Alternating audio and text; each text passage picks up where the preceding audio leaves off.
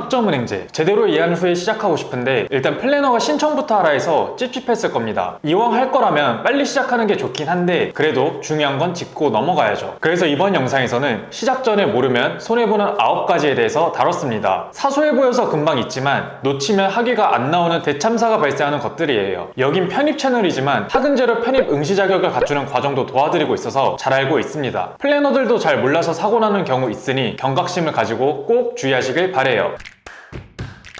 첫 번째, 비용. 당연히 저렴하게 하는 게 좋습니다. 하지만 우리가 물건을 살 때 비용만으로 모든 걸 결정하진 않잖아요. 예를 들어 휴대폰을 산다면 이 기기가 잘 작동하는지, 내가 원하는 기능은 있는지 여러 조건을 따지면서 동시에 비용도 고려를 하죠. 학점은행제도 똑같습니다. 플래너는 있는지, 내 상황에 맞는 플랜 설계가 이루어지는지 등등 여러 가지를 따져봐야 돼요. 혜택은 많이 받으면서 최대한 비용까지 저렴한 곳을 찾는 게 베스트예요. 이게 바로 가성비죠. 비용은 전공, 교육원, 플래너 유무에 따라 달라지는데요. 이게 어떻게 달라지게 되는지 순서대로 자세히 설명드릴게요. 이걸 전체적으로 들어봐야 내 상황에선 어떻게 이 가성비를 챙길 수 있을지 알 수 있거든요. 먼저 전공입니다. 학점은행제 공식 사이트를 보시면 전공이 엄청 많아요. 근데 여기서 아예 전공 수업 자체가 없어서 진행을 못하는 전공들도 꽤 있습니다. 여기 나와 있다고 다 할 수 있는 게 아니란 소리죠. 실제로 가능한 전공은 온라인에는 대표적으로 경영학, 아동학, 컴퓨터공학, 사회복지학, 심리학이 있습니다. 실습이 따로 필요 없어서 온라인 강의로만 학위를 딸 수 있는데요. 최근엔 체육학, 미용학 또한 온라인 강의가 개설되어 비싸게 오프라인으로 할 필요가 없어졌습니다. 오프라인에는 조리학, 항공정비, 제과제빵 등 실습이 필요한 전공들이 있는데요. 교수님 인건비, 강의실 대관 등 강의를 개설하는 데 비용이 꽤 들어가서 수강 비용이 온라인에 비해 높습니다. 게다가 수업 시간이 정해져 있어 직장인들이 하시기엔 현실적으로 여건이 안 돼요. 진행하려는 전공이 온라인으로 가능한지 먼저 확인해 주세요. 세 번째, 교육원. 교육원이 온라인과 오프라인으로 나뉘는데요. 방금 온라인으로 하는 게 좋다는 식으로 말씀드렸는데 오프라인은 대학교에서 운영하는 곳이라 믿음이 간다고 말씀하시는 분들이 계세요. 그런 거 전혀 없습니다. 다 똑같은 학위가 나오고 애초에 학점은행제 학위 자체가 학벌로서의 효력이 없어요. 여기서 말하는 학벌이 뭘까요? 누구나 들으면 알만한 대학이 학벌이고 학위 자체는 학력입니다. 예를 들어 경희대에서 운영하는 교육원을 졸업한 것과 온라인으로 이름도 모르던 교육원에서 학위를 딴 건 똑같아요. 대학에서 운영하는 오프라인 교육원에서 진행했다고 사회에서 더 나은 대우를 해주지 않습니다. 그러니 이왕 똑같은 거 쉽고 저렴한 온라인으로 하라는 거예요. 네 번째, 플래너 유무. 플래너란 학점은행제로 이루려는 목표를 문제없이 성취할 수 있도록 도와주는 사람인데요. 말 그대로 도와주는 사람이기 때문에 필수는 아닙니다. 내가 혼자서 잘 챙길 수 있다면 굳이 같이 할 필요 없어요. 하지만 이 학점은행제 자체가 이것저것 따져봐야 하는 조건도 많고 정보가 별로 없다 보니 처음부터 혼자서 하기엔 꽤나 까다로운데요. 그래서 이런 분들이 플래너와 같이 시작하고 나중에 익숙해져서 어떻게 하는지 알겠다 싶을 때 그때부턴 플래너 없이 혼자서 저렴히 하는 경우도 있습니다. 이걸 보시는 분들이 너도 학점은행제 플래너 아니냐, 결국 강의팔이 하려는 거 아니냐 하실 수 있는데 그랬다면 이런 내용으로 영상을 찍지도 않았을 거예요. 정작 중요한 내용은 꽁꽁 감추고 무조건 플래너와 해야 한다고 하겠죠. 하지만 앞서 말씀드렸듯이 플래너는 선택사항이지 필수가 아니에요. 그만큼 여러분들이 본인 상황에 맞는 선택을 하셔서 가성비를 챙기셨으면 합니다. 개개인의 상황에 맞게 조언드리고 싶지만 현실적으로 그렇게 다루긴 어렵네요. 다섯 번째, 학점은행제 현실. 아까 전에도 말씀드렸지만 학점은행제 학위는 학벌로서의 효력이 없습니다. 솔직히 말해서 진입장벽도 낮고 돈과 시간만 투자한다면 누구나 딸 수 있거든요. 그래서 이 학위를 가지고 대기업에 취업하겠다? 이건 허황된 소리입니다. 그럼 이 학점은행제를 왜 하는지가 궁금하실 텐데요. 이걸 이용해서 편입 응시 자격을 갖춘다던가 고졸 학력으로 이미 회사를 다니고 있는데 승진 조건이 학사 학위 소지자인 경우 이걸 이용해서 쉽고 저렴하게 학위를 취득합니다. 그래서 학점은행제 학위 취득 자체가 목표가 되면 정말 쓸모없어요. 이걸 가지고 내가 어떤 목표를 이룰지 생각해 보셔야 돼요. 학점은행제는 목표를 이루기 위한 하나의 수단이라고 생각해 주시면 됩니다. 여섯 번째, 기타 행정 절차. 학습자 등록, 학점 인정 신청, 학위 신청 등등 여러 가지 행정 절차들이 있는데 여기서 유독 놓치는 것들 말씀드릴게요. 우선 학위를 신청하려면 최소한 75일 이전에 학습자 등록을 해야 한다는 겁니다. 학습자 등록을 안 해놓고 미리 학점을 이수할 수 있는데요. 이 때문에 학습자 등록을 미루고 나중에 학위 신청이나 한꺼번에 하시려는 분들이 있는데 큰일 납니다. 할 수 있는 것들은 미리미리 해주세요. 다음으로 전공 필수 학점입니다. 전공별로 필수로 이수해야 하는 과목들이 있어요. 이 과목들을 이수하지 않고 전공 학점들만 채웠다면 학위가 나오지 않습니다. 학점은행제 공식 사이트에 들어가셔서 전공별로 채워야 하는 필수 과목들을 꼭 확인해 주셔야 합니다. 7번째, 전적대 학점. 대학에서 이수한 학점을 학점은행제로 끌어와서 기간과 비용을 단축시킬 수 있는데요. 2년제 졸업자는 80학점, 3년제 졸업자는 120학점까지